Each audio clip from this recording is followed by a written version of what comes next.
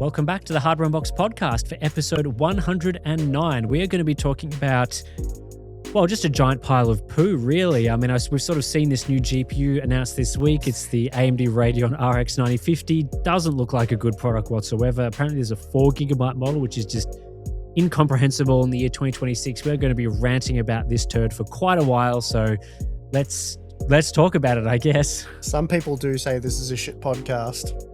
Do they? Well, that's disappointing to hear. Hopefully it's not as bad as the 9050. I had some different plans for this week's podcast, Steve, but then earlier this week, I saw some news, let's say, some interesting news. The return of a class of products that I thought was dead and buried, long gone, no need to make them anymore. And then I saw it. I saw the news of the AMD Radeon RX 9050 4GB model. And I couldn't believe it.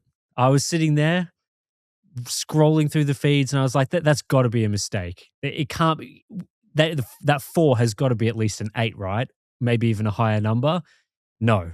We're in 2026 and there's a 4GB GPU that has just been announced. Now, there is an 8GB model as well, but a 4GB model, what on earth is going on? Are we in like an apocalypse or something? Is this crazy times? Why is there a 4GB model of this car? What is going on? Well, I do think we're in an apocalypse for sure. It is history repeating itself. I think it's a situation where system integrators asked AMD if they could make a current generation affordable RDNA 4 GPU they could advertise and sell on their desktop PCs. So AMD came back and they said, you know what? We'll give you a quarter RX 9070 XT. So a quarter the cores and a quarter the VRAM. But actually, less than a quarter of the memory bandwidth, which is an important detail. It's close enough to a quarter at I think it's 144 gigabytes per second, which is... Oh my God. Yeah, because I've seen quite a few people doing, and I'm not accusing them of it. I think I looked at it myself, but trying to work out, what will a 4GB GPU in 2026 look like? So we've got plenty of recent examples. There was the 6500 XT and the 5500 XT series that had 4 and 8GB variants. So you can compare those GPUs to get an idea of what 4GB versus 8GB looks like.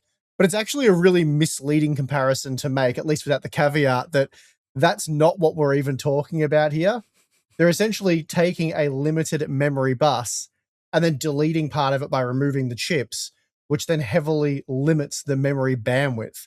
So I think on the full 8GB version of the card, you're meant to get is it 288 gigabytes per second? It's something like that for the... That's right. It has 8GB of GDDR6, 18 gigabits per second memory on a 128-bit bus, so 288 gigabytes per second.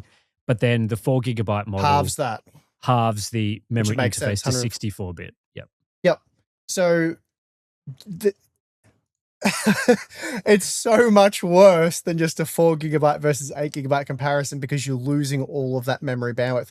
So the 4GB 9050 is going to be staggeringly slow. From multiple angles, right? So maybe I should give a quick summary of what this card actually is. So it's a quarter 9070 XT, I already said it. But worse. But worse. That is essentially what it is, right? So it's using the same GPU die, I assume, as we've seen from the 9060 XT, but it's cut in half, essentially. So the 9060 XT has 32 compute units and the 9050 has just 16 compute units. So from that perspective, GPU core perspective, same 29.7 billion transistor count, so same die size and everything like that, but just sliced in half. They've just gone, hey, did you want that full die? Nope, no, we can't offer that to you. We'll give you half, so that means just 1,024 stream processors. It's also clocked lower than the 9060 XT, so the game clock that we've seen quoted on a few places is around 1900, 1920 megahertz, depending on the model. Boost clock up to 2600 megahertz, but the 9060 XT, again, that goes over 3 gigahertz. It has a game clock of 2500 megahertz. So it's half the compute units.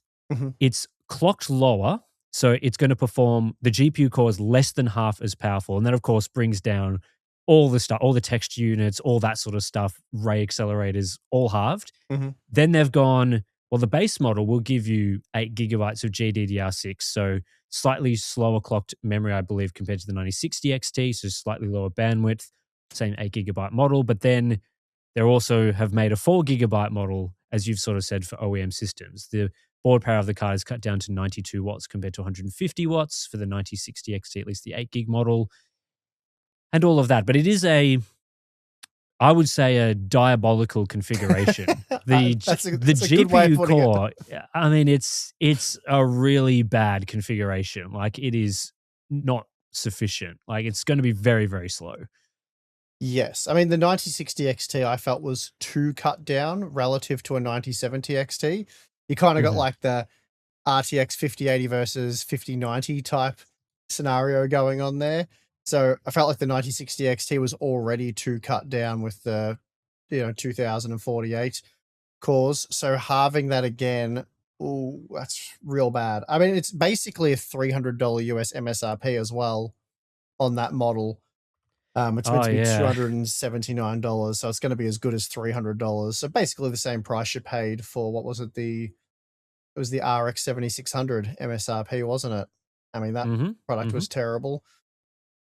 So not good. But obviously the 4 gigabyte version is the one that's capturing all the headlines at the moment, for all the wrong reasons, but for good reason, because it's diabolical, as you said. And we're seeing a repeat. Like, this has become a common theme now. Once upon a time, this would have been the headline, the fact that they're selling these two products, which are very, very different, more so than what we've seen for other ones, under the same name. It's so anti-consumer, I just can't get my head around it. And I don't know, we can't stop them getting away from it, I guess, because we've pointed it out a lot. People haven't been happy about the 9060 XT and the 5060 Ti, but AMD and NVIDIA are like, we're both going to do it. There's really nothing you can do about it. You've lost this one. And that seems to be the case. Like, the fact that this is a system integrator only, like, OEM product, so finding reviews on it is going to be difficult to begin with. And it shares the same name as the retail version. And we get the arguments all the time. People are like, oh, but it says 8 gigabyte and one says 4. Therefore, it's like, shut up. Like, that is the worst argument ever. It's so anti-consumer. It's so bad. You should not defend this in any way. It's horrific. And this is this is classic AMD though. This is the worst example we've seen of this, at least in the last few generations. This is probably the worst example we've seen since the 6500 XT. To be fair, I think the 6500 XT though didn't only launch with a 4 gigabyte model, and they added the 8 gigabyte model. Yeah, later. they made it better. All I'm getting at is that product was horrific. Like, they did the whole. We're releasing this for, what was it, $300 US or whatever it ended up being, and I think it sold for more than that initially, because we're doing gamers a favor. Like, we're deliberately only putting 4 gigs on this garbage tier silicon that was like a Steam machine type deal. It was meant for laptops, came to desktop, didn't have video encoding, heavily gimped PCI Express interface. I think it was dual display outputs. The list of like ways in which it was gimped were extensive. Just a very bad product. But it's classic AMD. The timing and everything is just chef's kiss on effing it up. So we've just got news from AIBs, like, this is genuine. We reported on it as in we'd heard it sort of ahead of time, that GeForce pricing was going through the roof. I mean, it's already through the roof. It's going through the next roof. We're looking at like 40% increases on 16 gigabyte models. That's now been widely reported, and we're seeing the prices starting to go up now. So, bad look for GeForce. People are really upset. The headlines are all about the GeForce GPUs becoming more expensive, and, NVIDIA's greedy, and so on and so forth. All of that negative sort of sentiment around the GeForce brand. Then AMD just comes out, it's like a day later, like, how would you like a 4 gigabyte GPU that has the same name as the 8 gigabyte GPU, but half the bandwidth, it's just, I can't think of a worse thing they could have done at that point in time, really. The whole thing, to me, I mean, this is, unlike with all these sort of anti-consumer models, it's you can see what they're doing. Like, obviously you've sort of mentioned the angle of OEMs go to AMD and they're like, we need something that we can produce dirt cheap PCs, because obviously the price tiers that they were able to offer, the entry level PCs previously, they're now out of reach. So how do we cut down the prices even more to sort of still offer things at that price point? It doesn't matter how bad they are. It's just, we want something for $1,000 or we want something for $800 US or whatever. So Mhm, give us what you can do. And mhm. instead of AMD going, well, actually, sorry, guys, no, like there's a limit on how bad we can make our products. We're not going to give you something that, is. You say that's so funny. AMD's like, there's no limit on how There, bad we there can is, make I our mean, products. that's it, right? They do it all the time. They're like, would you like the world's shittest AP with no driver support? We're going to make 8 of them, 8 different models, the same thing, just different names, and we'll pepper them throughout the product line. Sorry to interrupt you. It's just, that's so funny. But that's basically right. Like a meeting occurs at AMD, and someone could have had a backbone and stood up and say, "There's no way we can offer a 4 GB GPU in the year 2026." But someone was actually like, "Yeah, all good, all good. We'll just make the 4 GB model. We'll just shit that out onto the market. We'll put it into these garbage systems." And the thing that I hate about these products is that they prey on people's lack of knowledge. And I don't mean that to blame the buyer, because there's people out there that they're new to PC gaming, or they haven't done a ton of research. They go into a store and they want to trust the salesperson to give them the best product. And this is what these products prey on. They prey on those people, because how is someone who's not that familiar with gaming supposed to know that a 4 GB GPU is not acceptable? Like there's no, unless you're really in with everything, like you're sort of looking at reviews and that sort of thing, it's not immediately clear that this product is going to be genuinely unusable in a lot of today's games. Mhm. You just go into the store, you're like, oh, $900 PC, that's got to be reasonable, right? Because a console's about that price. So surely I'm getting something that's usable. And then, maybe you sort of, what's a 9050? So you search it up, and then what does it say on AMD's product page? Well, if you scroll down, okay, max memory size 8 gig, not 100% sure what that means. Look at the specs. Okay, cool. Right at the top of this page, they've got their 1080p medium settings. So, they're sort of showing you, oh, yeah, cool. I can get 96 FPS in Cyberpunk 2077. Is that with frame gen on? Who knows? Probably. Forza Horizon, 131 FPS from this 9050 in Forza Horizon 6. That's wild. That's crazy. I'm going to get such a great experience here. Then they buy the system and they take it home and they're like, why am I getting this error message when I load this game saying that, like, there's not enough system resources? Like, I was told that this is going to be a suitable PC for playing Forza or playing, what have they got here? Well, Pragmata and 007 First Light. To jump in on your Forza Horizon 6, I grabbed the 6500 XT4 and 8 GB models this morning just out of interest. Haven't tested that for a long time. Using the medium preset at 1080p, so very low quality settings. The 8 GB model was 46% faster, so 37 FPS versus 54 FPS using the built-in benchmark. Pretty bad. And they have that's not halving the bandwidth of the 4 GB model. That's right. And that's also a game that is, it's usable to some degree on lower VRAM cards. Like it's not, like it's obviously designed for 8 GB generally speaking, but there are some attempts there to scale it down, which you can't say about all games. And certainly today there are games that flat out will not work or give significant error messages and warnings like it might work at 10 FPS or whatever, but like they're not designed for 4 GB. I fired up one of your favorite games, Lego Batman, using the medium preset. It was 91% faster, 32 FPS versus 64 FPS. Yeah.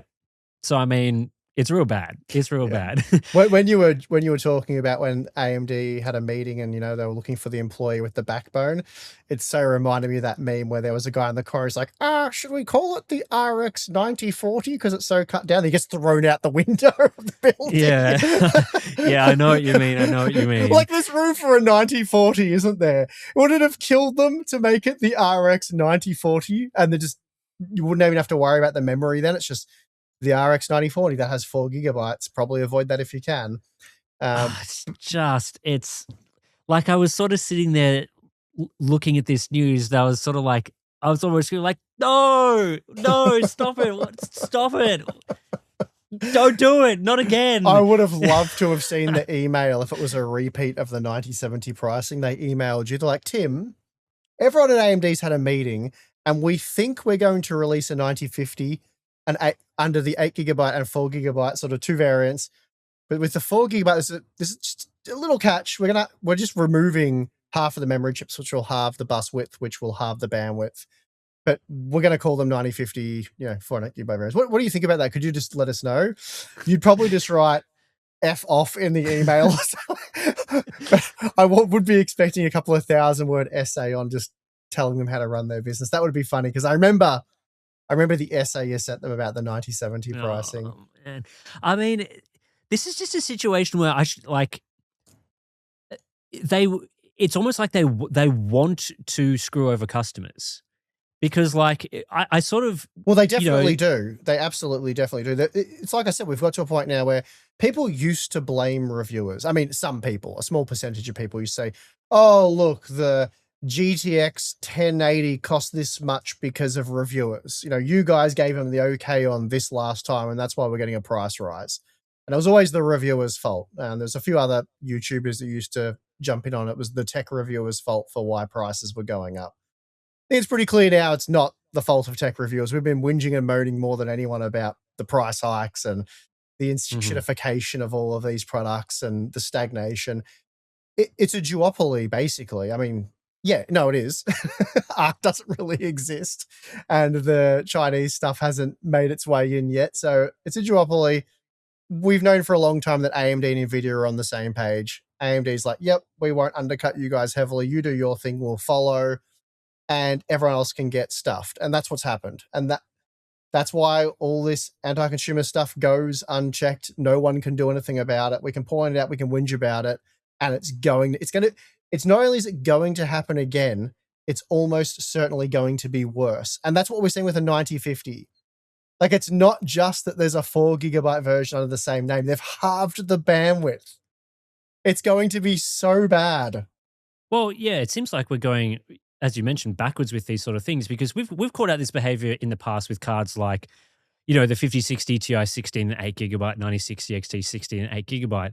And that's bad. The 16GB model is significantly better and everything. But at least, the 8GB card, it is usable in a lot of situations. Like, it's not giving you a premium experience of that price tier. And there are certainly issues with it, but it'll play a lot of today's games. I mean, you are buying it right now, though. So, come a couple of years. I know where you're going with this, but even this argument you're making now, idiots are going, and I'm sorry, I'm going to stick with that. Idiots are going to pick this apart and go, but it plays Fortnite on performance mode.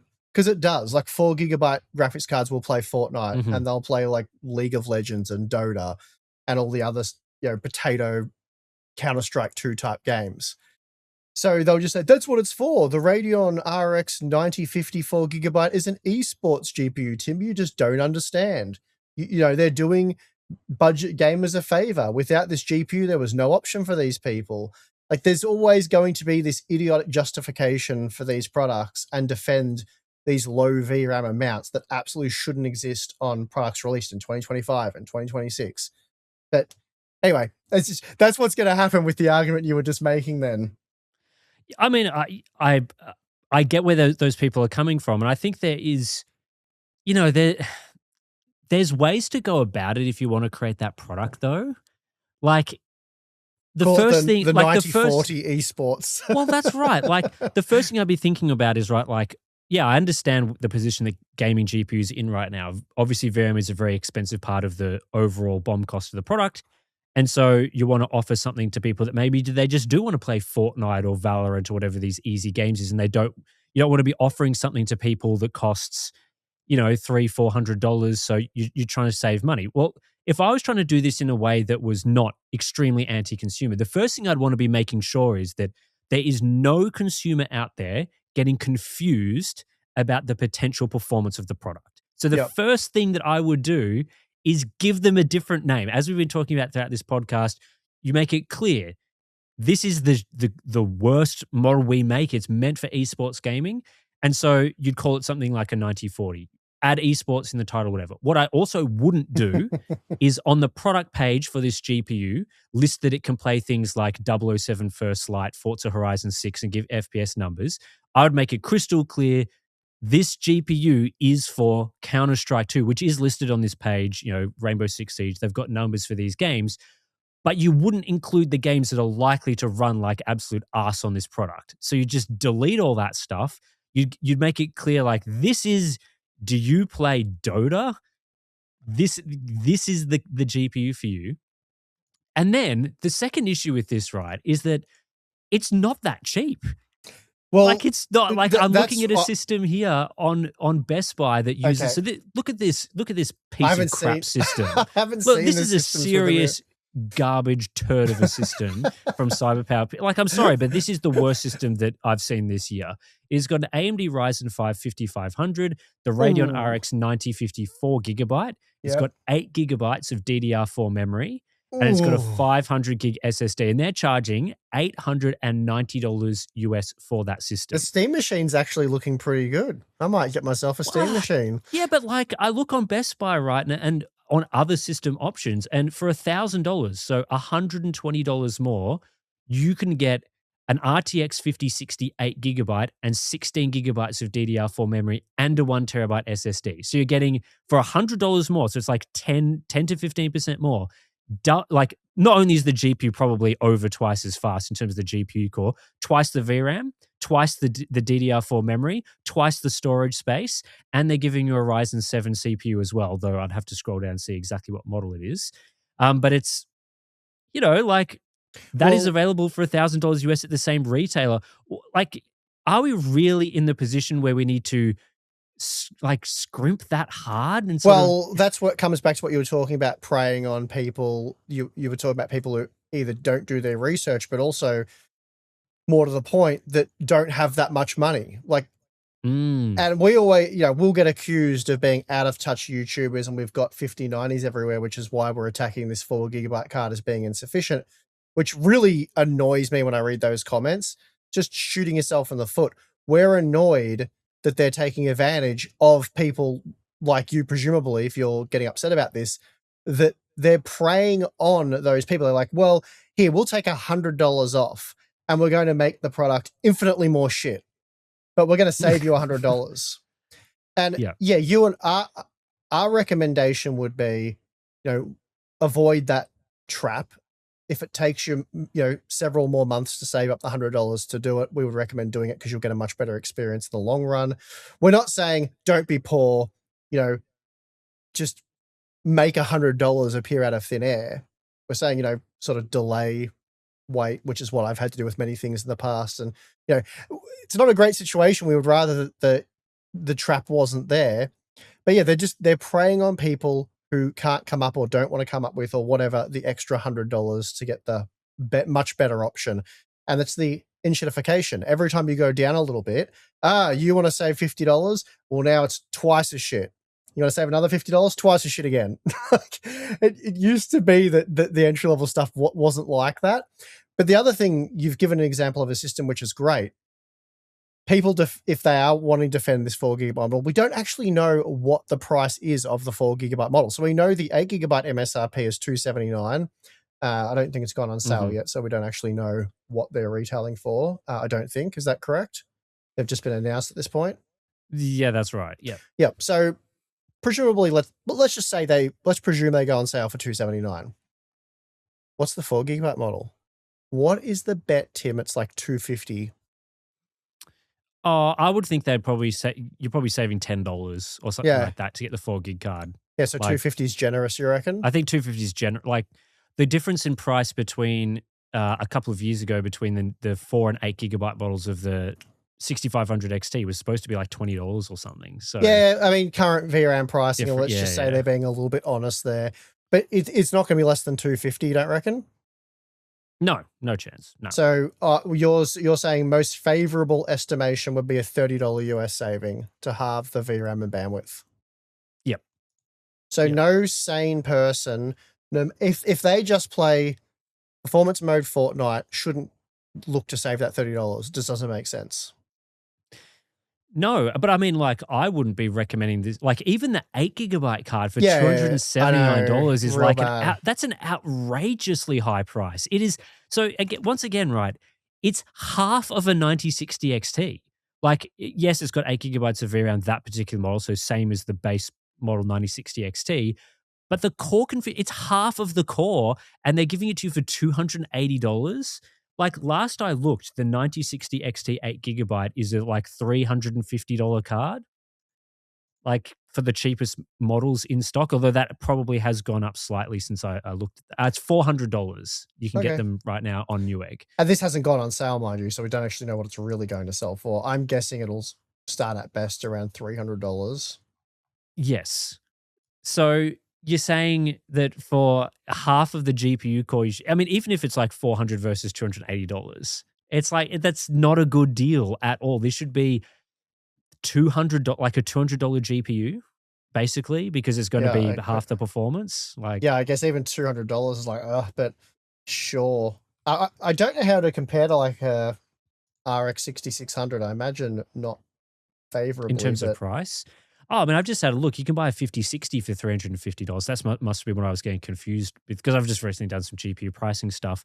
So an RTX 5060 for $350, or the 9050 for $280. Even like it's probably going to be slower than a 5050.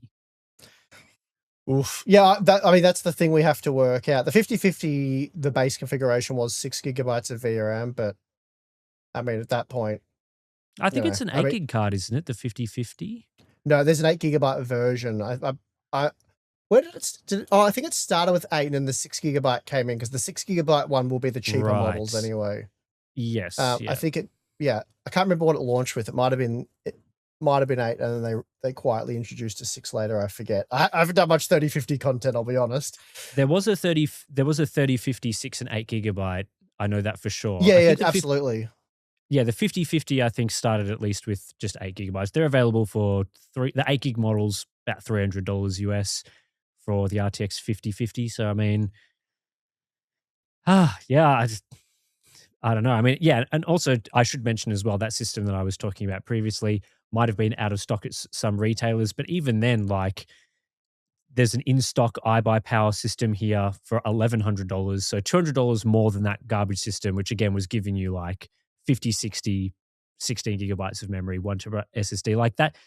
And this is where I find it like, yeah, sort of the preying on consumers angle sort of thing, and how the people that always get preyed on the hardest are people without money. Mm-hmm. Like, okay, let's say in this current market, the cheapest reasonable system that makes any sort of sense is sort of like this system that's $1,100 with these sort of entry-level components in it. That doesn't mean you should make a $900 part that's completely useless. It means that the floor for currently getting into PC gaming is $1,100 or whatever the current price is. And that's just the reality of the world right now that we live in, which is unfortunate, all that sort of thing. But it shouldn't mean that, you know, OEMs should be going to AMD and asking them to make like these awful configurations that they can try and save like a few $100 selling a system to people for. Like, that's not what we should be encouraging in this current market. Because again, people are going to be buying these systems, and you'd be hoping, you know, if someone goes and spends $900 on a PC right now, they're probably not thinking, yeah, this is going to be obsolete immediately. They're going to be like, well, I've just bought a brand new gaming PC. Like, surely this has some longevity, some life in it. It's going to give me some, you know, use over the next couple of years. But that's probably not the case with these sort of absolute garbage tier entry-level PCs that we're seeing being built at the moment. Yeah, the 4 gigabyte 9050 is probably going to be slower than a PlayStation as well, right? Like a PlayStation 5? Well, PlayStation 5 is around the performance of what, like a Radeon model from a couple of years ago, like maybe RX 7600 for the base. I'm not sure. It's like, it's supposed to be similar to a sort of Steam machine, the base PlayStation 5. Yeah, so this could very likely be slower than that. Yeah. I mean, what's half of a 9060 XT? Something pretty bad, right? So, yeah, I was just because I haven't tried to work any of this out yet. I was thinking I'd probably just buy one as soon as I can and benchmark it. But if we look at my Forza Horizon 6 results, we got the 9060 XT 8 gigabyte got 143 FPS on average. and the 76 got 94, 7600. So it's, yeah, almost certainly going to be slower than a 9600, right? Sorry, than a 7600. The 9050 will be slower than the 7600 based on that, you would think. Yes. Like, Yeah. I mean, I would say at best, based on the specifications that they've listed, that it will be around maybe 40% the performance of a 9060 XT because it's got half the compute units, but they're clocked lower as well. yeah. And the FP32 performance claims that they're making are sort of like 11 teraflops versus 26. So they reckon it's quite a significant cut down. So yeah, at best, it'll be half the performance of the 9060 XT 8 GB, but more realistically, especially for, sort of your higher resolutions that would, start to saturate larger compute unit dies. Yeah, it's not going to be good. Yeah. So that would place it around, doing super rough math, around an RX 6600. Mm, Probably a little bit faster than an RTX 3050, but depending on the game, obviously. But it would put it around 3050, 6600 territory, I would think, based mhm. on just that one example. Of course, we actually have to get it and test it, but not good. Like it'll be slower than a 5050, you would think. Yes. Yes, it will be. And so I know you're not the biggest fan of, the consoles and that sort of thing, but a PlayStation 5 is still only, even with all the latest price inflation and stuff, is like $600 or whatever at the Yeah, I moment. wouldn't recommend buying a console instead. I mean, if they were your two options, then maybe I would. I would just recommend buying a different computer instead, right? Oh yeah, for sure. But we're talking like again, it's like PlayStation 5 console slim currently goes for $600. And then we've got this crappy OEM system that we've seen from Cyberpower PC that is $900.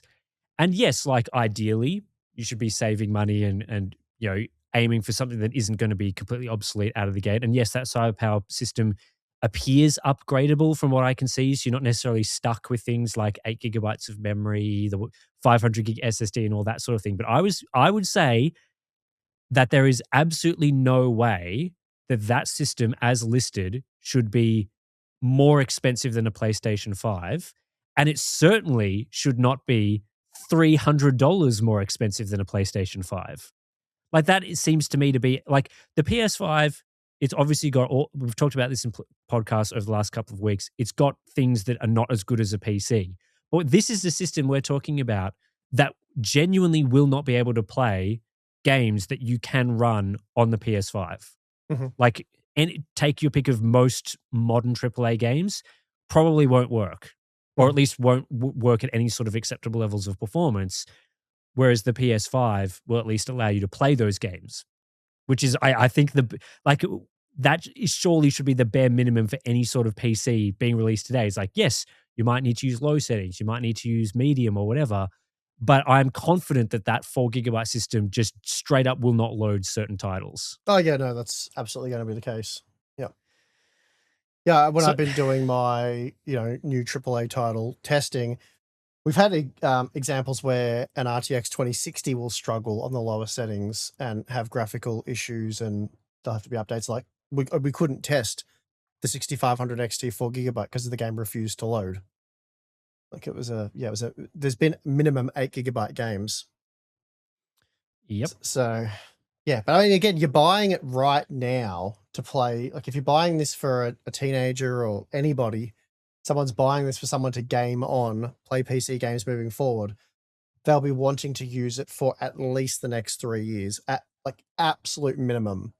So good luck loading up a game in 3 years on it. Yeah, I know it's pretty bad. Oh man, it is pretty bad. Mm, yeah.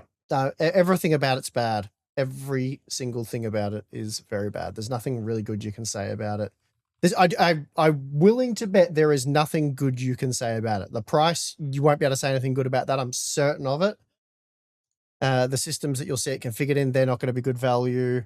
Obviously, the performance is, again, I don't even know how horrific the performance is going to be. That's the other fun component of this. I can't wait to Mm. get one because I'm absolutely going to buy a system with one in it, and then I'm going to test it. And it's going to be something special to see how bad this thing is. The other crazy thing that I was just thinking about, right, is you know how, people buy gaming laptops and often gaming laptop buyers get screwed in sort of this similar way where there's the better, like they use the same names a lot. Like there's an RTX 5070 for a desktop, and then the laptop version is like massively cut down. And as we've seen, a lot of complaints, the 5070 laptop GPU only has 8 GB of memory. Well, I guess one of the funny things is that a lot of gaming laptops, they don't even they haven't even shitified the gaming laptops to the level that the RX 9050 4 GB is, because you don't really see 4 GB gaming laptops produced anymore. Like, yes, there's a lot of 8 GB configurations, far too many 8 GB configurations.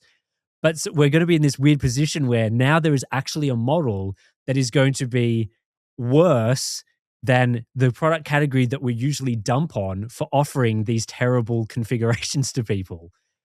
Yeah. Well, did you know, Tim, little fun fact for you, the last time a retail Radeon GPU had less than or had 144 gigabytes of memory bandwidth or less, when do you think that would have been? So ignoring OEM parts, the last time you could buy a retail graphics card from AMD that had 144 gigabytes per second or less memory bandwidth? Well, so I'm thinking the 6500 XT is well above that level because I think it was a 128-bit part. It was using G6. So you have to go back now. The 5000 series probably had. All right, I'm gonna fast forward this for you.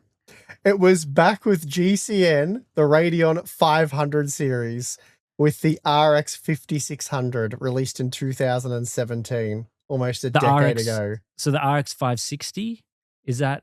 RX 560 had 112 gigabytes of bandwidth with GDDR5 memory on a 128-bit bus. It had a 2 gigabyte and a 4 gigabyte version. So, like, obviously, Vega, that had way more bandwidth because of HBM2. Then you have the 5000 series, and the card that had 112 gigabytes of bandwidth there was the RX 5300 XT, which was OEM only, as was the base model 5500 that had 224 gigabytes per second of memory bandwidth, the same as the XT models. So you have to go all the way back to pre-RDNA to find a GPU with less than 144 gigabytes of memory bandwidth. Oh dear. Yeah. Yeah. So the RX 5600, the RX 5060 XT, that was a China only model that had 211, and then the RX 570 that had 224. So this thing is it's going to be so broken, it's not funny. And it's going to obviously be, I don't even know if they reported on the PCI Express interface yet. Is it? It'll be a bet, because it'd be so funny if it's like a PCIe 3.0 times 4 interface or something ridiculous like that. Yeah, I'm not sure. I'm just having a look on the I don't know if ASRock says on there. I'll check. Yeah, I mean, the one thing I do know is that it does have 3 display outputs, which I know, big upgrade. Big upgrade, the 6500 XT, 3 whole display outputs, so that's better than they offered back then. But does it support hardware encoding? Yes. Yes, okay. It does. Okay, so big upgrades there. I don't think... Oh, PCI Express 5.0 support. So we don't... Do we know... I mean, it's the same die as the 9060 XT. The issue with the 6500 XT was they made this separate die. Yeah, that doesn't necessarily mean... cut out. Yeah, I would make no assumptions, Tim. Well, yeah, you're right. They could just cut out some of the lanes, make it times 4. Because the 9060 is times 16.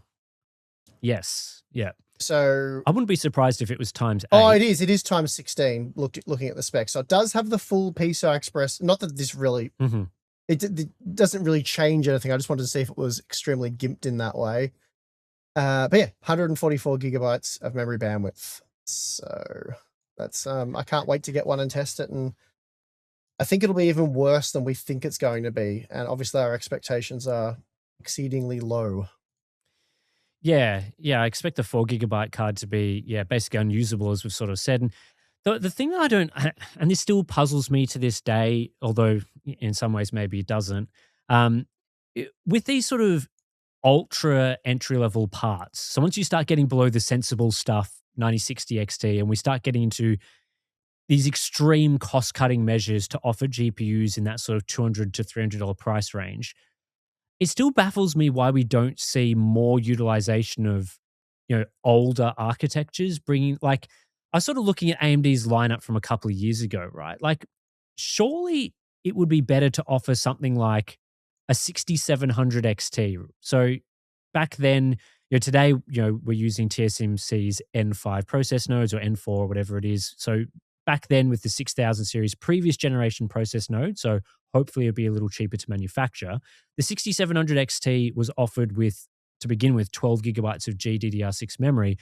But surely even like a 6 GB configuration of that, we're using this old architecture, older process node, try and save money in that sense. Is that like, surely that's a cheaper and potentially better option than a 4 GB 9050? Like, if we're having to go back and save as much money as we possibly can, that to me sounds like a better option.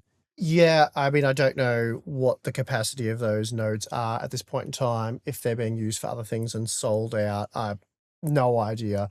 But you would think if they could do it, they would. And, to be fair with the 5800X3D, we were sitting here for a long time ago. Why don't they just bring this back? AMD claimed that it required, the technology that was used was no longer in service. So they had to re-engineer the product for, the modern packaging process. We have to take them at their word on that because we have no, information that contradicts that.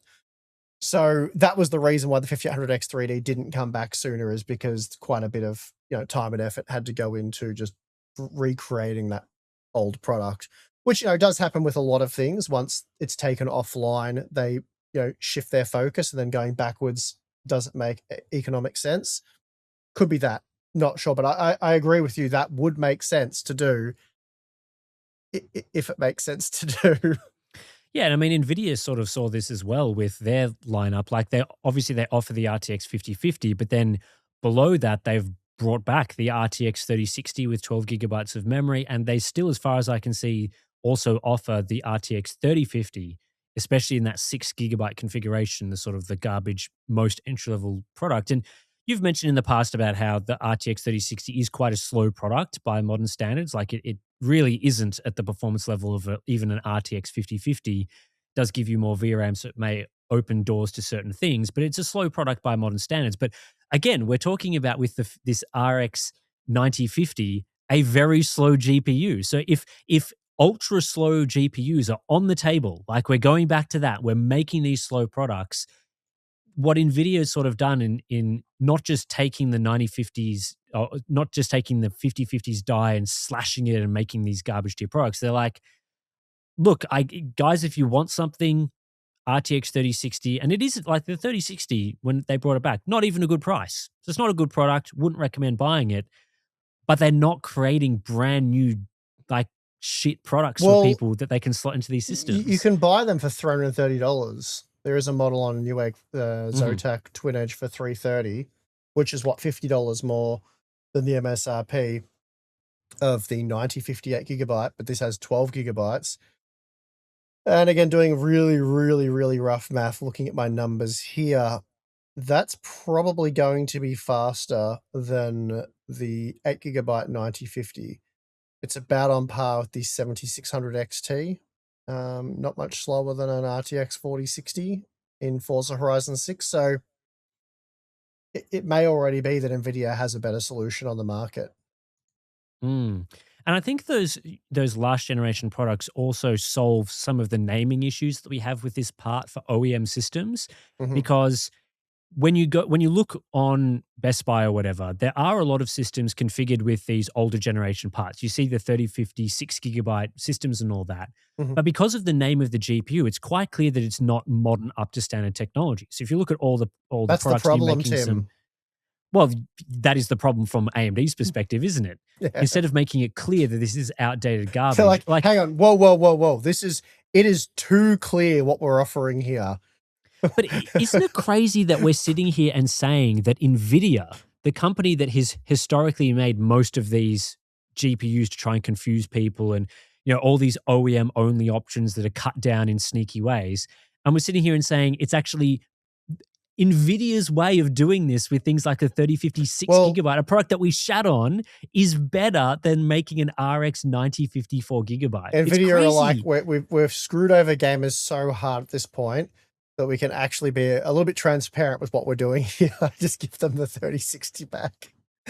But yeah, look, it's all bad. I laugh, but it's a horrific situation for gamers at the moment. But the good news, it looks like the AI bubble is starting to pop based on what I'm seeing. So I wouldn't want to jump the gun too early on that stuff. You never know what will happen there. Because what did I say to you in January? I said I reckon this year OpenAI will be closed AI. That prediction's looking better and better as every week goes by, Tim. Again, jumping the gun a little bit. Haven't started celebrating just yet, but it's put it this way, it doesn't look like it's going from strength to strength. It's looking real bad. So yeah, well, like I sort of said, I think it was in our live stream not too long ago that even if things start to suddenly turn in that sense, I don't think we'll be getting better GPU prices anytime soon. Yeah, but it's the end in sight type stuff, right? It gives I guess, you're never getting cheaper GPUs, or gamers are never going to get better products while the AI bubble is still being fueled. So once that pops, it's a ripping of the Band-Aid, isn't it? I mean, the whole thing doesn't make a lot of sense to me. The whole, and you've mentioned this as well, the whole, the economics of it have never really seemed to make any sense. So based on that, like, you could show me graphs that are like a vertical line straight down, and I'd be like, yeah, I'm not convinced, because throughout this entire time, right, they've made all these extremely bizarre investment decisions, and like they seem to just spend money. Yeah, but the investments are slowing down. The money's not flowing in like it once was. I'm not even close to celebrating on that stuff, because I'm not saying celebrate. Yeah, I'm just saying the evidence of the crash is growing. It's not going the other way. There was evidence way before now that none of this stuff would work out in terms of like the profitability of this sort of thing. And then for some reason it was fueled for years beyond that. So that's right. That was the problem. But what I'm saying is now that's not happening anymore. So like I said, I'm not convinced, not convinced whatsoever. I mean, you and I were saying at Computex like 3 years ago, oh, this AI stuff seems highly speculative. I wouldn't be, it seems a bit not really sure if the excitement and investments, justified given what it's capable of. So, I don't think those decisions are being made rationally most of the time. I think it's just pure fueled on emotions. I realize we've been on that page for like 3 years now. What I'm saying is everyone else seems to be catching up. And when I say everyone else, I mean all the people that have been fueling the AI hype and, getting all in on it. So anyway, I think there's positive signs. I'm more hopeful than I was just a month ago. Yeah, well, we will see about that. But yes, I mean, the days of getting like a genuinely good $280 GPU in any market, I think that's over. Well, that's over for reasons that I, outlined in my video. That was always going to be the case with or without an AI boom. It's like the Steam machine was never going to be a good gaming PC with or without a DRAM apocalypse. And the same is true in this. Like, it's not one or the other. It's like we were never going back to really good quality, good value, affordable hardware because AMD and NVIDIA want to maintain their margins. This stuff's getting increasingly... It is, like, there's a couple of things that are true. The companies are more greedy than ever. They want to make more money than ever. But getting these advancements is also more difficult than ever. So you're coming up against the wall on all fronts. And this is what I was trying to explain in my video, is that, NVIDIA wants to keep selling boatloads of hardware at healthy margins, but they can't do either of those things if it takes them many more years to offer a new product, and then the new product doesn't offer anywhere near the gains that is required to incentivize the masses to upgrade from their previous generation. So then they have to wait, the drought continues for many more years. And while that isn't true of everyone, you just go from if there's however many billion PC gamers, let's say, or billion people on the planet buying the stuff, right? You go from a situation where those people were willing to upgrade every 18 months, every 24 months, to now that's twice that, 3 times that. So the percentage that you can sell your products to every generation just gets smaller and smaller, because people are waiting for like 1 generation ago or 2 generations ago or 3 generations ago. And so it's not great for selling lots of GPUs every single time you have new GPUs to launch. And you get it's compounded by the fact that when the product cycle gets stretched out, like, how are you selling GPUs, like the current generation GPUs, 3 years later while wanting to maintain margins? It's like, how do you excite people who haven't, we talk about this all the time. If you wanted, a 9070 XT, you probably bought one, back when it was launched. I get people's financial positions change and, hey, now I can afford a 9070 XT, so I want to get one. But again, the percentage of people that are in that position are much lower than the people that are sitting there waiting for something to come along to entice them to upgrade. And that's what we're seeing now. 9070s are a much better price than anything NVIDIA has. And while we've been hearing from retailers for a long time, they have been selling better in a lot of regions than the GeForce GPUs. But the interest is so low overall that it's insignificant. Like the mass of GPUs has already been sold to gamers. Like, there's hardly anyone sitting there, saving up and waiting to get a 9060 XT. Yeah, I think, it all goes back really to competition, and we've criticized AMD for a lot of poor decisions. Both of these businesses we're talking about are sort of have shifted over the years from being a gaming first company to being a data center first company. So neither AMD nor NVIDIA really needs gaming GPU sales to survive. So you sort of sit here and say, well, why is AMD making things like a 9050 and 9060 XT 8 GB and all these poor quality GPUs? Why in the 7000 series did they release GPUs at terrible prices? It's because they're not desperate to get people to buy their GPUs, unlike would have been the case, a decade ago, when a significant portion of their business was from things like Radeon GPU sales and CPU sales to just your standard desktop DIY buyers and people like that. They're no longer hungry for your sale. They're just like, we'll offer something if you want it, I guess, but like, we're not going to go out of our way to make this a especially compelling option or anything. And like, I agree with the whole things are getting more difficult. It becomes more difficult to offer products at certain prices. I still feel though that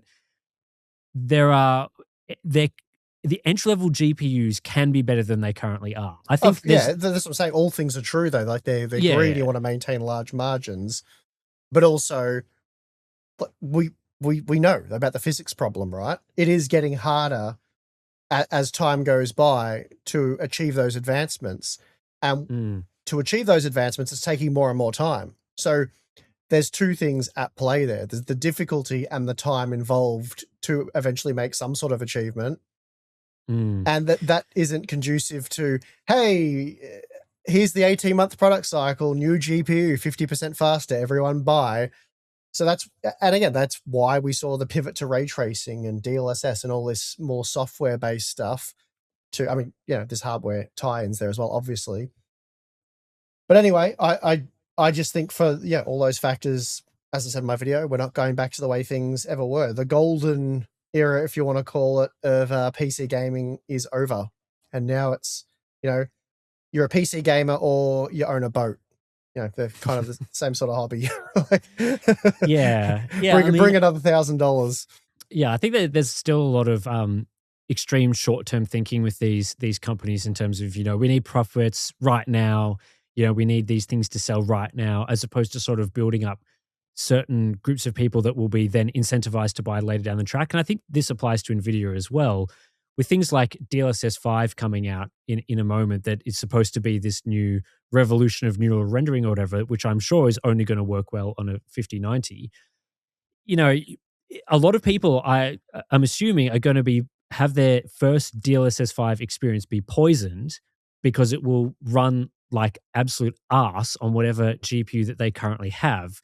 And so I'm always sort of wondering, like, if these lower tier products were better and were actually able to run some of these, supposed future looking features, would you get more people sort of, incentivized to upgrade to sort of get, like, here's a taste of what you can get, and it's, it's a good taste, it's kind of like having like a small sweet. But if you want the full bag of sweets, like, you can upgrade your GPU right now to something better. Yeah, but But you're right not now, thinking about it from a business point of view. So if they go and do that, they make a product that's really compelling and really good value and everyone wants to buy it and it incentivizes people to do exactly what you're saying.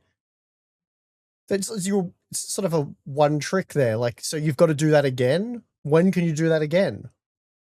When are you repeating that so then you can make money again? well, I guess what I'm saying is you don't make the product like particularly great right now. You can still make it nothing amazing. It's still slow for running these features. But I think the distinction I'm sort of making is the entry level products right now run these supposed future looking features so badly Mhm. that people's first opinion of it is like, I didn't like that, and I have no reason to buy something better because, like, I used this thing and it sucked. So, like, why would I go from my 5060 that can't do path tracing to then buy a 5090 that can do it better? Like, I didn't like what I saw, so I'm not going to spend all that money. I'm saying if you made those entry level cards a little better so that they could start to do these features in a way that people aren't immediately revolted by the output, then you start getting into this position where you can sort of go, well, you got the taste, but here's the full thing. If you Yeah, want but if you want it to be better and better, and what they need to offer, I'm trying to understand this. What would they need to offer in the GeForce 50 series to do path tracing good in Cyberpunk? Like, what's the minimum it can do it good? I know people will argue like the RTX 5070 can do it good. So is that the minimum? I'm not sure, something around there. Yeah, potentially. So, they're offering that currently for, well, it's meant to be 550. So what are you offering that for then? Like, are you saying make that a $300 product? Or cheaper than it currently is. Yeah, they're just not going to do that though. I know, but that's what I'm saying. Like, it doesn't necessarily have to be an Nvidia or whatever. But I think the issue with these companies is that they've made, like, we acknowledge that mainstream GPUs theoretically could be better than they currently are. There is no real incentive to make these products good in any way. And often what you see is the optimal products are around the 5070 type of price points. Is there a world where, and we know why they don't do it, because they've got no interest in future looking thinking. They're not like, can we get people to buy maybe instead of one GPU every however many years are there ways we can incentivize more upgrades by giving people better tastes of this hardware? They're just like, no, we'll just, it is what it is. You just buy whatever we're offering and hopefully you'll spend more. And especially with a company like AMD, who's run into this problem many, many times in the past, they're a company with not really significant market share. If you get people into that ecosystem, are you getting, are you converting someone that is never going to buy an AMD GPU? They were just an NVIDIA buyer forever, never going to consider AMD, to maybe, I'll use an AMD GPU because they're cheap and they're good. And then, actually, that wasn't so bad. This GPU I'm sort of impressed with, and I might consider Radeon for the next sale, as opposed to just continuing to stick with the GeForce ecosystem. Because for a lot of generations, especially the like 7000 series, for example, AMD really didn't incentivize any entry level buyers to choose AMD over Nvidia. Hmm. And so it's like, I'm sure those decisions were made because, the RX 7600, we can't sell that any cheaper than we can because of the margins we want to hit or whatever. But that is all very short term thinking. Make money now. We can't have low margins now because we just can't tolerate that. But is there things that can be done to sort of get people in these ecosystems to incentivize more upgrades, more spending within an ecosystem? Yeah, I'm not sure, but they're certainly not doing it.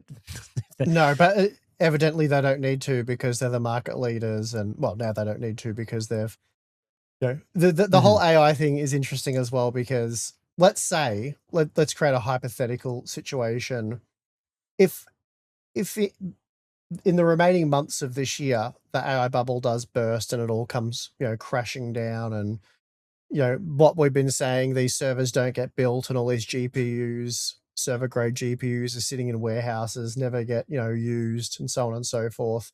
I guess you have to question, well, first of all, was the whole AI thing a scam like we've sort of been hinting at from the start? So was this all just a manufactured thing to get investor money? And obviously there's a real product. So I'm not saying AI is like a scam, like it's, some of the stuff we've talked about it being a useful tool, and there's some things that have come out of this, but it hasn't cured all diseases, and it hasn't shortened Well, the work week, and it yeah, I mean, the hasn't. scam angles on the circular financing and investor side of things, right? Pumping up the Yeah, numbers to get people to invest. That's where the scam potentially lies. yeah. So if that happens, it'd be interesting to see where that leaves Nvidia, where it leaves the whole gaming industry, and where things progress from there. So we have to wait and see how all of that plays out. It could continue going on, which it seems to be maybe your stance, that you're like, I expect this to continue on for a while, if not inevitably. So anyway, that's just, yeah. But when it comes to what you're talking about, you can blame, people, like I said, people have blamed in the past reviewers, because reviewers, often promote and recommend GeForce products, because GeForce products are genuinely, in some instances, the best product to buy. So reviewers get blamed for that. Or you can blame the consumer for buying, GeForce products and not looking to the Radeon alternatives. But, people have their opinions on that. And I'm not saying you'd blame any particular group. I think it's just, at the end of the day, AMD's done I would say, a poor job over the years, and Nvidia's just done a much better job at promoting and selling their products and creating their products and doing everything, the full package, which has resulted in the market share that we see today, which has allowed Nvidia to do what they do. And AMD has, when they've tried to compete with them, they've failed to compete with them. And for the most part, at least in recent years, they haven't tried to compete with them. Yeah, I mean, when you're sort of bringing up, what would happen if, AI isn't, as significant of a percentage of these companies or whatever, even prior to the AI era, NVIDIA was still making the majority of their money from various different data center products. So Mhm. obviously AI has made a whole new use case for GPU hardware, but prior to that, they were still selling them for all sorts of processing tools and that sort of thing. And the same with AMD, they were building up their business largely on the back of like Epic server CPUs and that sort of thing. Mhm. And so even if it goes back to this world where, I still think there will be some demand for AI hardware because, as you Sure. mentioned, it is a legitimate tool that has use cases. So there will be interest in that sort of hardware. But it won't Maybe be not. able to soak up everything constantly. No, but it'll still be a position. Like we're not going to be in a position where the gaming divisions of these companies are any sort of significant player. Like that era is completely gone. Like there's the amount of money that there will still be for the data center business side of the business will continue to dwarf the gaming side of the business. So there isn't going to be the AMD that has CPUs nowhere, GPUs nowhere, and they're relying on the sales of PlayStation consoles to fund the entire company. Mhm. That isn't happening. Mhm. That's gone. Same with Nvidia. GeForce used to be the majority of their revenue, and the workstation and server stuff was sort of like a side project.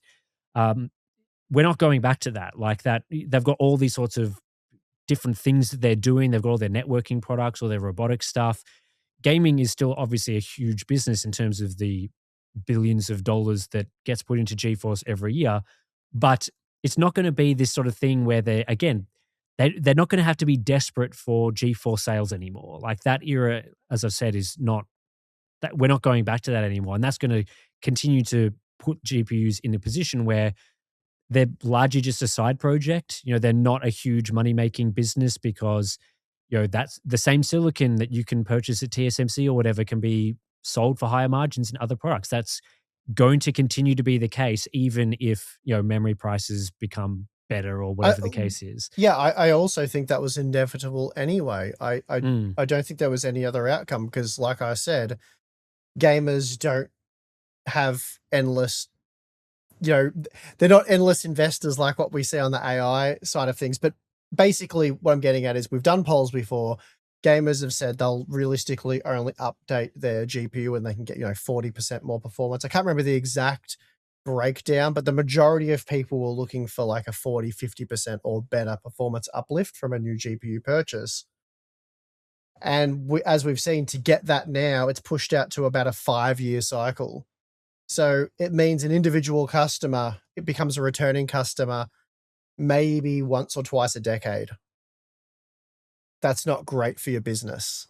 And if that only continues to increase, as in the amount of time keeps extending outwards, then, it's not a great business model, even in a growing industry, because the rate at which you would have to see growth would have to be insane. Like the industry would have to more than double every single year, basically, which isn't happening for obvious reasons. So yeah, I just think we were going to end up in this situation where it was a real struggle for Nvidia and AMD to survive off the gaming industry, just purely because they couldn't offer the products quick enough and with enough of an uplift over the previous products. Yeah, I think it's going to be, I guess, back on innovation, really, because the things that we're sort of seeing, and you've probably seen charts of, NVIDIA sort of claiming that a lot of the uplifts that we're seeing today is not from just brute forcing rasterization. It's from these sort of, like ray tracing opens up new scaling curves or whatever. I think there's definitely an opportunity for gaming hardware makers to actually listen to gamers on these things and take innovation down a path that is in line with what gamers actually want to see from upcoming games. Because I think a lot of the innovation that sort of tried to get around these scaling issues, the sort of let's shift from raster to ray tracing, and maybe there's more architectural things we can scale there. Now this shift to neural rendering, all of this has been on, and we mentioned this in last week's episode talking about DLSS 5, it's been down this path of let's make visuals better. But if gamers are saying, we don't really care too much about visuals anymore. We think visuals are good enough. They've peaked. The acceleration is slowing down there. But I would love to see XYZ new things that games might be able to do, more compelling gameplay or whatever. Is there things that these hardware makers can do to innovate that are in line with what gamers want and can potentially incentivize gamers to get back on these sort of more frequent upgrade trains? Because I don't think visuals or these sort of extremely taxing improvements that we're going to see is going to change people's minds too much. Like, even if, obviously if a card is like twice as fast, people will be like, cool, like I'm sort of interested in that. I'll be able to play games with high quality visuals. But it still seems to be heading down this track where even if it's twice as fast, the experience that you're enabling, if it's just better graphics, even that may not be enough to incentivize someone that's just kind of content with the way that games are right now. But if there was, and again, I'm not going to suggest like a feature because I don't know. I'm sort of just suggesting general innovation. But if there is, maybe more on sort of, and I mentioned it with DLSS 5, there's sort of, instead of using AI for visual side of things, can it be used to enhance the sort of gameplay systems or interactivity? And is that something that can be offered to gamers that would then incentivize people so they can sort of go, oh, well, if I upgraded, I could be playing the version of this game that has better gameplay. It's not just better visuals, but there's better systems that I can interact with. And if that starts to become an area where they can start seeing more gains across the board. And AMD is potentially in a good position with that, considering they offer both CPU and GPU products. And so if they're able to combine those in maybe interesting or unique ways, there's a lot of opportunity there to push gaming in certain directions. But I think the graphic side of things is going to be very, very challenging, and for all the reasons that you've brought up. So yeah, I mean, I think it's potentially possible to get back into these cycles of more interest from the companies. They can get people upgrading more, but not in the way that it's currently being done. Well, that pretty much does it for our discussion on entry-level GPUs and the RX 9050 and how that product sucks. But I'm very keen to see your review actually when you get your hands on one. So I'll be refreshing the Hardware Unboxed homepage for that. But anyway, let's take a break and we'll come back and talk about our boring lives.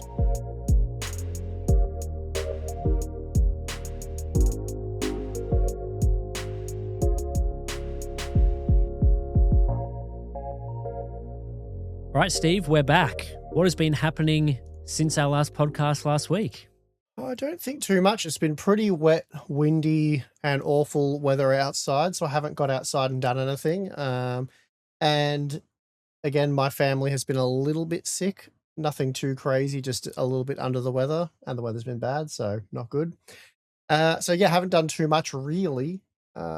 Just I've been playing around with some more small PCs, and I've found some options that work really well, much better than the NV10. So Mm. I'm keen to get into that content. Balin and I've been planning a live stream build on the main channel, so I'm pretty keen to do that maybe next week. It's Yeah, been nice. pretty much work related stuff. Been using the gym a little bit. Like I said, I haven't had the most energy. I haven't really got sick this week. My two daughters got something at school, but it's made me a little bit drowsy from here and there. So yeah, feeling the effects today quite a bit. But anyway, been using the gym a little bit, and my arm is progressing nicely. We had a few physios in the comments of the last podcast when I mentioned it 2 weeks ago now, maybe. But yeah, the tendon in my arm seems to finally starting to be healing. So, and I've Nice. yeah, I'm getting a weekly visit to the physio for that, which is helping. And yeah, so that's improving. I'm hoping by the end of the year I'll be able to do a bicep curl properly without crying. So we'll see how that goes. At the moment, like a lot of the guys in the comments were suggesting what should be done and this and that, which, all of those things the physio is doing. I'm doing like, resistance band stuff with him and all that. And it's going well. It's definitely improving. It wasn't improving for a very long time. And in the last, I'd say, month, it's improved out of sight, to the point where I don't notice it anymore. I have to do certain like exercises for it to be problematic. So anyway, I'm actually probably going to jump in the gym for an hour as soon as we finish our discussion here. So I'm somewhat looking forward to that. Part of me is looking forward to it. And then, yeah, I don't know if I'll do that 4 GB versus 8 GB video because, as I said, it's somewhat pointless and misleading because it's not just a capacity comparison. So anyway, I'll consider that. And there's quite a few outdoor projects and things I want to do. So I just ordered a lot of steel for one of the projects. So that always excites me. Still haven't used my Nice. bandsaw yet. It's all set up, ready to go. I've just got to get some cutting fluid, and then when the weather gets better, I'll fire up the bandsaw. I'll definitely record that and insert a clip into the podcast whenever that happens, hopefully in the next few weeks. So I've got a few projects planned there. But yeah, as I said, the weather's been bad. We haven't been feeling the best over the last week. So just been taking it easy, playing a few games with the kids, and just working on work related stuff. So what about you? Yeah, pretty similar out this way as well. As we're sort of heading into the final month of winter, it's sort of, let's prepare the garden beds and stuff like that so that, like the veggie garden, for example, need to clear all that out and get it Yeah, ready have you for. been out there doing that though, or are you just thinking of doing it? Is this No, planning? yeah, it's done at this Oh point. It's wow. ready to go. Sort of, yeah. I mean, Okay. like in between the times when it's been, extremely cold and raining and that sort of thing, just doing a bit here and there. But Good on you. so yeah, just getting all that ready, fertilizing the soils and that sort of thing, and then with the orchard and that sort of thing, like my fruit trees and everything. Once you start seeing on the trees that drop their leaves, so the deciduous trees, once they start having their buds swell, you have to start preparing the trees to make sure they don't get infested with insects or whatever the current things going around our area are. So making sure that those trees are going to be nice and healthy throughout the coming spring period when they start, building up all their energy to produce fruit and all that sort of thing. It's a pretty crucial time to make sure that's ready. So just monitoring that sort of thing. And, people that might remember a while ago, me talking about the whole rabbit situation out at my place, still not the best out this way, but I have been able to keep on top of a lot of the rabbit warren creation. So previously it was pretty clear that there were some rabbits sort of hiding and living in my property in certain places, but I've been keeping on top of that to the point where I haven't found any places currently where I believe they're able to live on the property, but they're Mhm. still coming in from other locations. So it's more, maybe when the weather gets a bit better, I'll go through and sort of strengthen the fence lines and stuff so that the entry points to the property are there's not as many of them. So they have to go on a more sort of treacherous journey to get to some of the areas where I'd rather them not start digging stuff up. So yeah, I've been able to, I don't know whether it's helped or anything too much, but I think not being able to have them live anywhere easily is sort of one of the better ways to sort of prevent rabbits from getting into your property and sort of finding it as their home. So I've been able Mhm. to, yeah, sort of keep on top of that, and that's been good. But Yeah, apart from that, not too much has been happening really. It's sort of just work mode. A lot of monitors have come in recently, so I've been keeping me busy. So you'll see a lot of that on the channel on Monitor Unboxed soon. Yeah, planning some pretty interesting stuff for hardware unboxing. You'll see in a bit as well. Yeah, going to be getting back into just having a look at some GPUs that maybe weren't the best when they were released. So you might see that on the channel next week, or hopefully if I get that content done. And then, yeah, outside of that, just it's been cold and miserable, so I don't want to do too much. So just chilling inside, really. Mhm. Yeah, so not a particularly exciting segment for this week's podcast episode, but I used all my energy to rant about the RX 9050 and how bad it looks. So there's Yeah, that. this time of year can be difficult because it's just not fun to go outside. As I said, we've been finishing up the renovations on our house. So, as I said last time, I installed some skirting. My wife's actually painting that as we speak right now. So, that'll be finished probably by tomorrow. But that's Mhm. very much a boring indoor kind of a thing. There's a few things we want to build in the house, but I've got to use like track saws and stuff outside the house and then carry cut timber in. And Mm, I'm not doing that in this weather, so those jobs are going to have to wait. So yeah, there's just not much you can do really apart from work when the weather's like this. It's mm. not the most fun time of year, but a couple more months. Obviously, the football's been going on. Tim, who have you guys got? You've got a win this weekend, I believe, coming up. Yeah, Uh, sure. I mean, with the way the team's going, not you're never sure. Oh, but they do play you Essendon, got so Essendon on they're Sunday pretty after. bad. Oh wow! So I might have a long football session. I might start watching at 3 and go right through past dinner time. So we've got the Gold Coast Suns over there at the People First Stadium on the Gold Coast. So Nice. who's winning that one, Tim? I think I mean, Gold Coast have lost how many in a row now? 7 or 8 Doesn't in a row. doesn't matter against Melbourne, but yeah, I really hope they win. That'd be great. Uh, Bit rough on Petrarca if the old Tim comes in and smashes them late in the season and is in a top 6 position. I But think Gold Coast are pretty much done for this season. I can't see them yeah, winning too much more throughout the rest of the year. But yeah, I mean, Adelaide's got an easy game against Essendon. I say easy. Sometimes Adelaide makes the easy look very, very difficult. So we'll see how that goes. But Essendon, in my opinion, are the worst team in the competition. So I know they're not. They're currently 17th out of 18 teams. I think they're the worst team. So not that Richmond are much better, but both of those teams we play in the next 2 weeks. Both of them are absolute garbage. And if they don't win easily, that will be an embarrassing indictment on the Adelaide Crows, who are supposed to be a finals quality team. So yeah. Well, fingers crossed. they're currently sitting tied with Melbourne on the ladder, though above on percentage because Melbourne can't put anyone away apparently. Well, But neither anyway, can Adelaide. So yeah. that, Should be hopefully an enjoyable weekend for the football for us. So there's that to look forward to. That'll be yeah, my should be all right. relaxation for the week. Yeah, I know. Hopefully. I've got to wait till 4:40 p.m. on Sunday to watch any sort of Yeah. footy. So I've still got to come up with some stuff to do. I mean, obviously, I've got a 4-month-old child that keeps me busy, but the rest of the stuff, Yeah. like to watch some footy with her. But are there any other games that are interesting? Oh, Collingwood and Geelong play tonight, so that's not too bad. But then Saturday, yeah, it looks like there's some stinky matchups there. Hawthorn versus North Melbourne and St Kilda versus Sydney. Yeah, I'm not enthused to watch those. So No, Port and Giants are probably the only yeah. Richmond and Eagles. Well, Anyway, Richmond and West Coast are both bad, so that can make some interesting. It's embarrassing for whoever loses that match, so that can make it interesting. But yeah, mhm, mhm. anyway, Yep. we'll wrap up the podcast there. We've been going for long enough. Mhm. Managed to talk about some stuff. So that's always nice. We'll be back next week, provided neither of us suddenly get really, really sick, because we're just, continuing to do the podcast whenever we can. Love having a chat. If you do want to support Hardware Unboxed in the podcast, you get the ad-free supporter version if you're a Patreon member, so you can sign up and you get that. Plus you can go back and watch our live stream that we did earlier this week if you're interested, the replay of that. And obviously you can join future live streams, Discord community if you want to chat about things and, leave us some questions, chat in the podcast channel, all that sort of thing. So thanks for listening, and we'll see you in the next one.